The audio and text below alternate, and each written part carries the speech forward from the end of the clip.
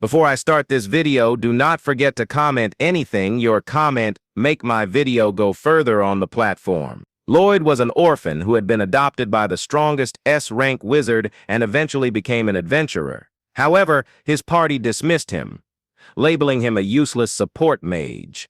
What none of them knew, except his teacher, was that Loid was actually the chosen hero destined to defeat the Demon King. When Loid was a child, his hometown had been destroyed during the Demon King's attack. He survived, and it was then that an S-rank adventurer wizard named Merlin found him. She, too, seemed to have lost someone dear in that same battle, and in an attempt to cope with her grief, she chose to adopt Loid. Upon bringing him home, the very first thing Merlin did was create a fireball out of thin air. She told Loid, who stood there wide-eyed, that if he couldn't produce fire using magic by evening, he wouldn't be allowed to eat dinner. Determined, Loid kept practicing until he finally managed to create a flame. Overjoyed, he ran to show Merlin, who sarcastically told him he did a decent job before extinguishing the small flame. She roasted him with a burst of heat, saying he still had a long way to go. Shortly after, Merlin demonstrated how to summon water from the ground. Loid managed to replicate the spell on his first try.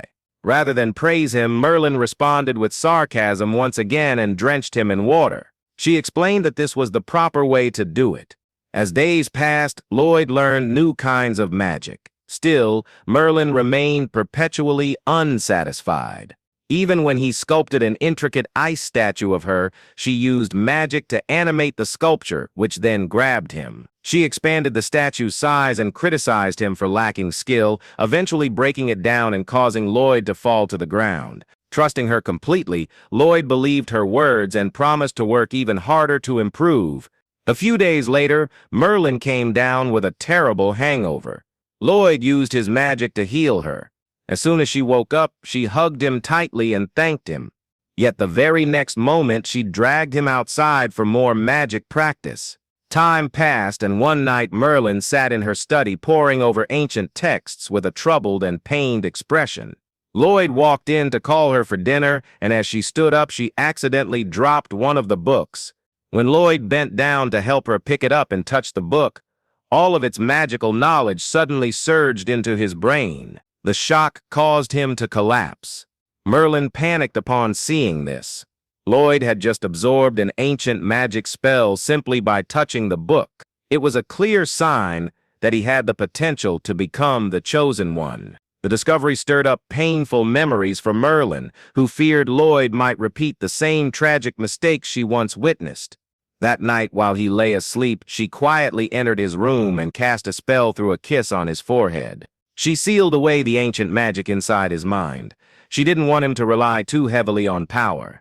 To keep him on a safer path, she recommended he become a white mage, someone who supports other adventurers rather than fights directly. She began teaching him recovery magic, showing how it could help ripen fruit. To emphasize the difference in their strength, she casually revived a dying tree.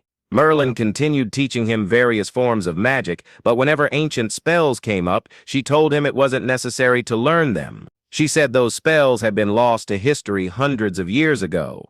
As more time passed, Merlin eventually blindfolded Loid and led him deep into a monster-filled forest.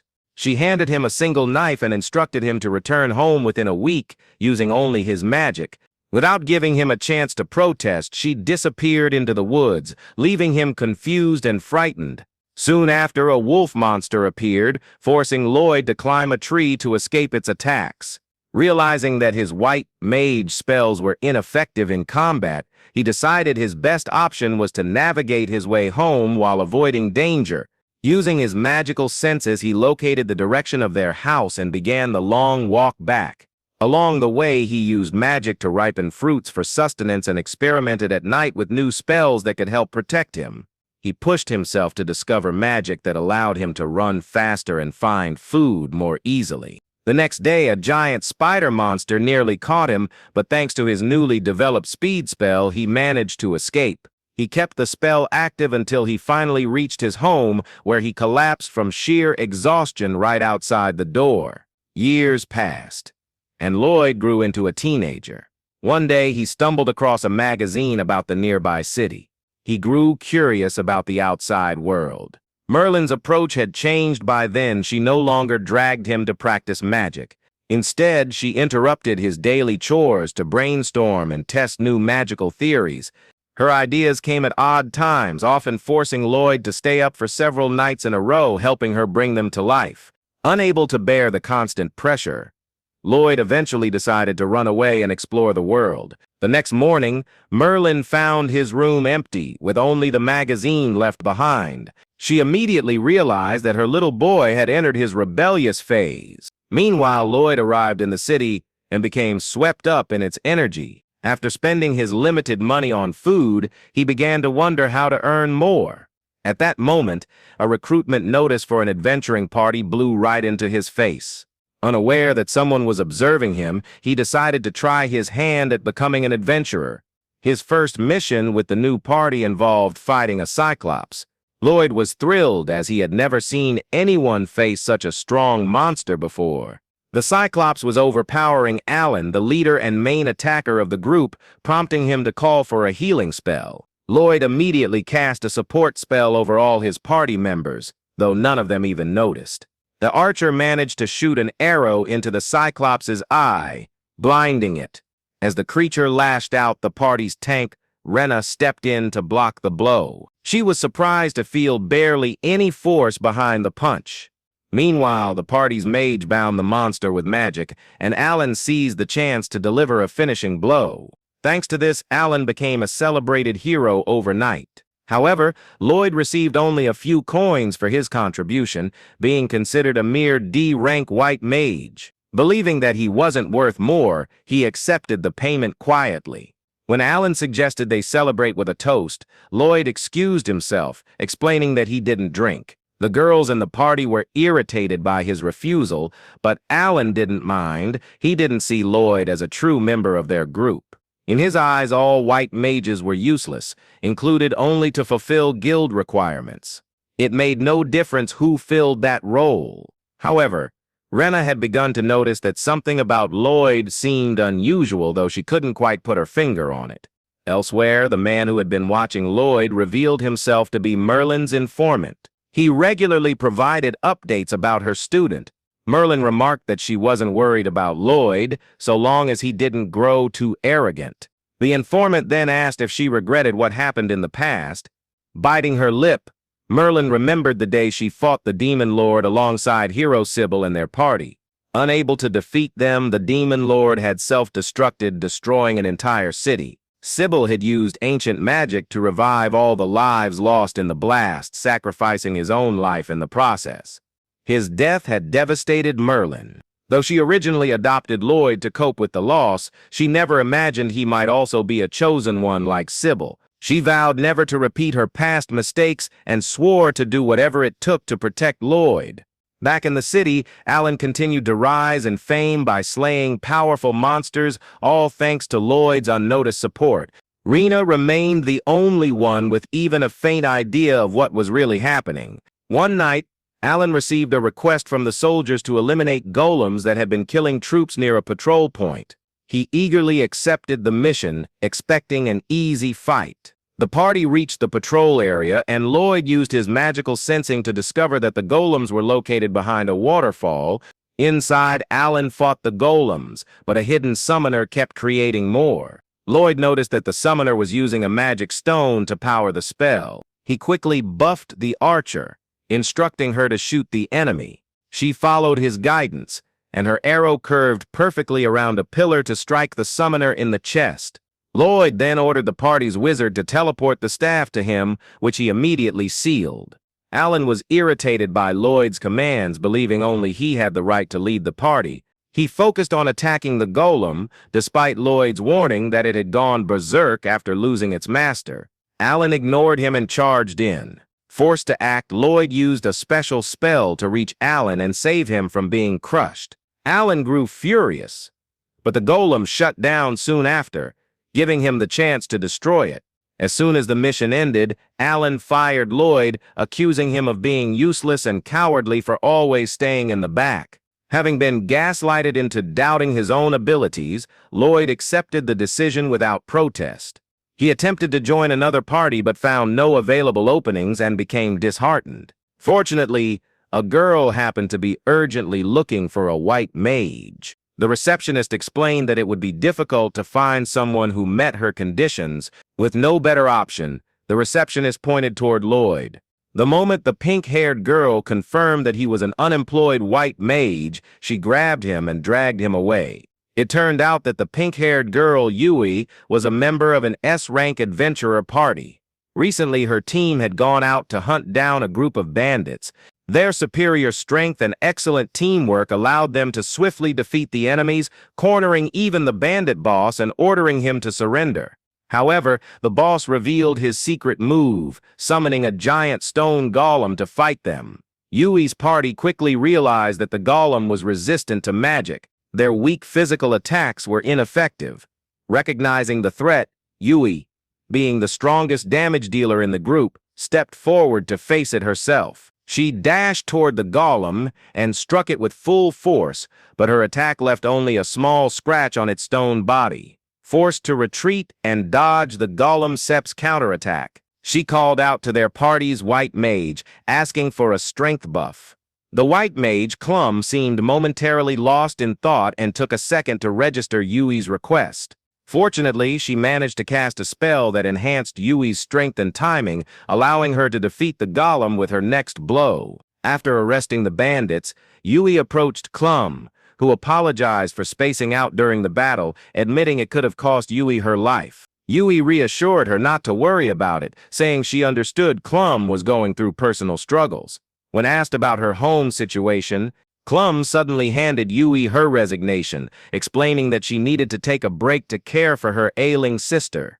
This led to the present moment, where Yui eagerly grabbed Loid's hand and dragged him to her base.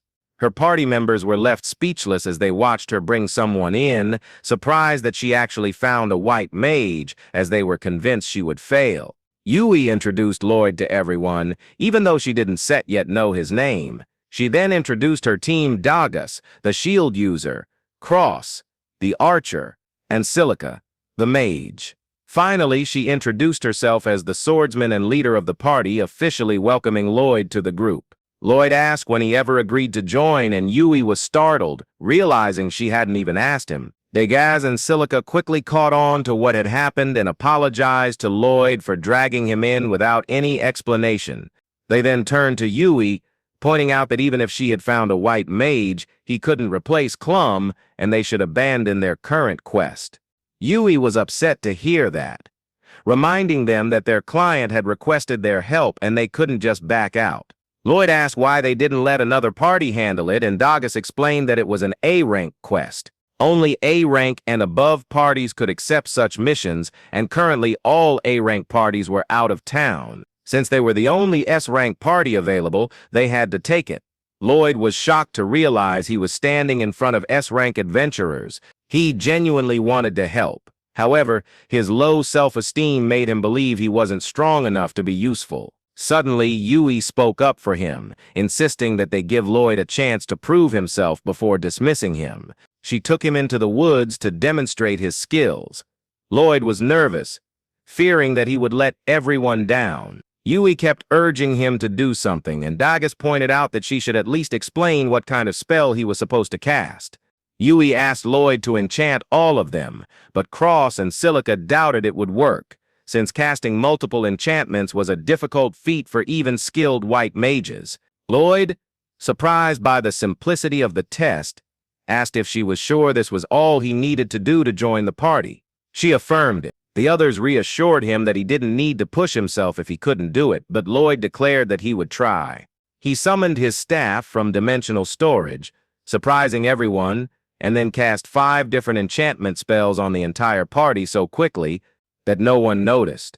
Yui asked where he had pulled the staff from, and he explained it came from a storage spell he could use.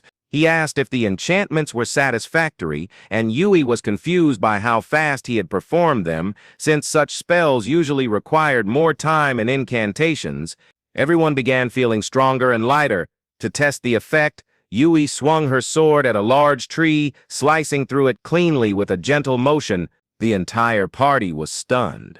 Loid explained that he had cast 5 enchantments because he felt that casting only one spell on all of them was too basic, and he wanted to show his real capability.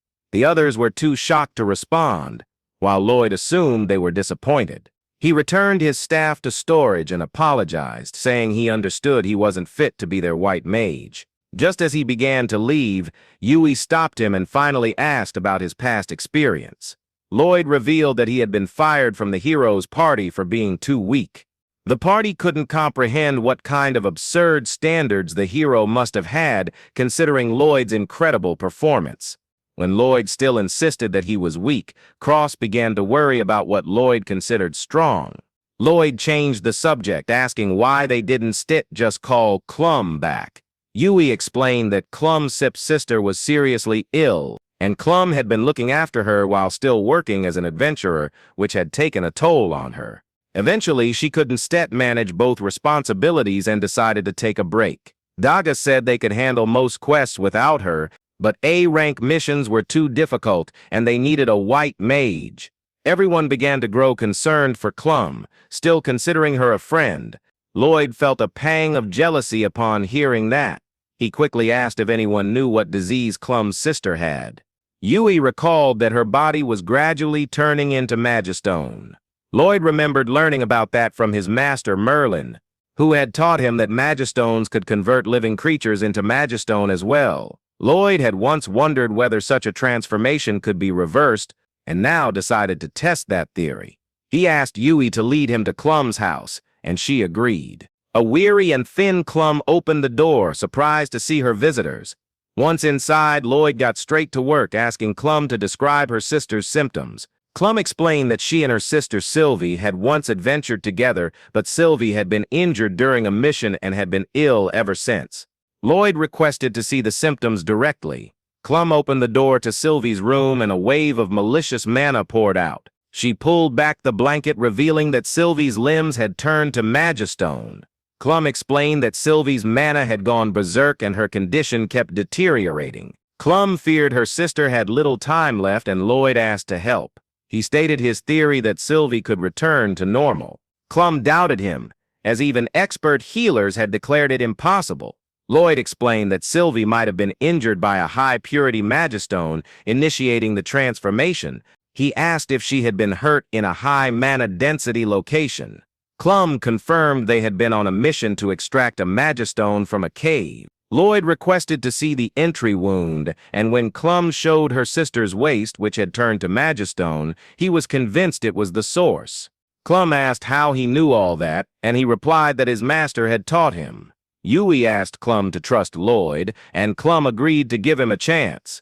Loid immediately cast a spell to absorb the corrupted mana from Sylvie's body, which proved difficult but manageable.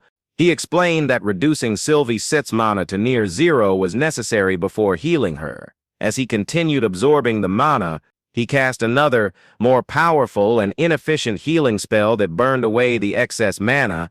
Clum was stunned, and Yui asked if Loid was doing something extraordinary. Clum confirmed it, saying he was casting 2 original spells simultaneously, while enduring a massive amount of mana, something even the best white mages couldn't do. Soon, Sylvie's petrified body began returning to normal. She regained consciousness, and Clum burst into tears of joy. Later, Clum told Yui and Loid that once her sister recovered, they would go adventuring again, and she wanted Loid to support her party in her place. Loid protested, saying he wasn't qualified, but Clum simply asked him to follow his heart. That night, Yui and the others held a party to celebrate Sylvie's recovery and thanked Loid, who still doubted his worthiness. But he was moved by how warmly everyone treated him despite having just met him. He nervously asked to join the party, admitting his lack of strength. The others were pleasantly surprised and welcomed him warmly. They even hosted a welcome party and told him to eat as much as he wanted since they were covering the bill. Loid ate like he'd never seen food before, amusing his new teammates. They asked if he was starving, and he replied that the food in this town was amazing. This shocked them as the food was quite average. Loid explained that, compared to what he had eaten growing up, wild mushrooms, plain roasted beast meat without seasoning, it was a feast. He said his teacher cooked whatever she grew in her garden, and because of that, He learned to cook himself but never came close to this level. Yui grew more curious about his teacher than the food. When she asked about the person who taught him magic, the others also joined in. Silica asked if she was a white mage, but Loid said she was more of a combat mage, often causing explosions while training alone. Silica was amazed that someone not specialized in white magic could train Loid so well.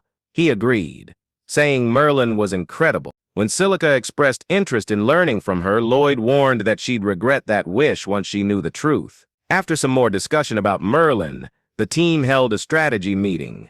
Yui asked Dagas to explain the mission to Loid, admitting she was bad at presentations. Dagas explained that their mission was to defeat monsters destroying local farms, and Silica added that several monster species had formed a pack. Loid found this unusual, and Dagas confirmed that it was new for them as well, but they had to take it seriously. Cross remarked that facing such numbers would be hard for physical attackers like himself and Yui. She agreed, saying Silica would need to carry them with wide area spells. But Silica was nervous because such spells consumed too much mana. Yui asked Loid if he could use attack magic, and he replied that he only knew basic spells which weren't very effective. Dagas then outlined the strategy. He and Yui would gather the monsters into one place for Silica's attack. Cross would protect Silica and Loid, who would focus on healing and support. Everyone then headed to the inn to rest, but Loid walked in the opposite direction. Dagas asked where he was going, and Loid nervously admitted he couldn't afford a room. Dagas gave him a pouch filled with more money than Loid had ever seen, saying it wasn't charity, it would be deducted from his salary. Loid gratefully accepted and promised to repay it through hard work. The next morning, everyone gathered at the inn, with Yui being the last to arrive. She asked where everyone's luggage was, and they excitedly told her that Loid had stored it using his magic. She quickly gave her own bags to him, and he stored them as well. Yui and Silica marveled at his skill, but Loid offered to teach them. They were shocked, as no one else had ever used that magic before. He assured them it was simple, though increasing the capacity required training. With that, they set out on their mission. Along the way, Loid learned how enjoyable long quests could be. They reached their first campsite much earlier than expected thanks to not carrying heavy loads. Loid unloaded the supplies so they could set up tents.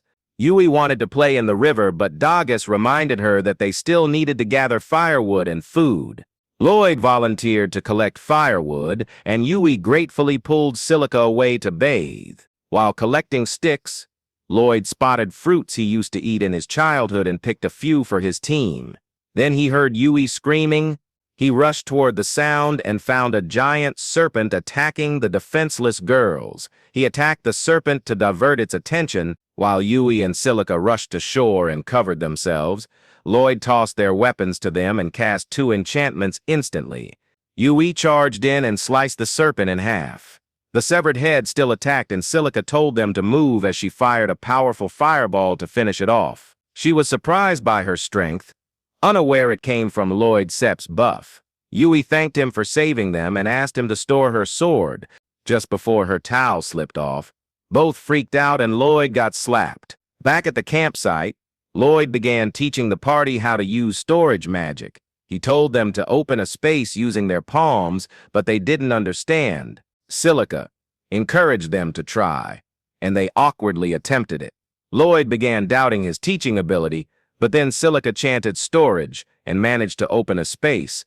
Everyone realized they couldn't cast spells without chants like Loid could, but they could still learn. Silica managed to store her staff after practice, though the others struggled. That night, while others slept, Loid and Yui were on watch. She thanked him for joining, and he replied that he was jobless anyway. Curious about her determination to take the quest, he asked if there was a reason.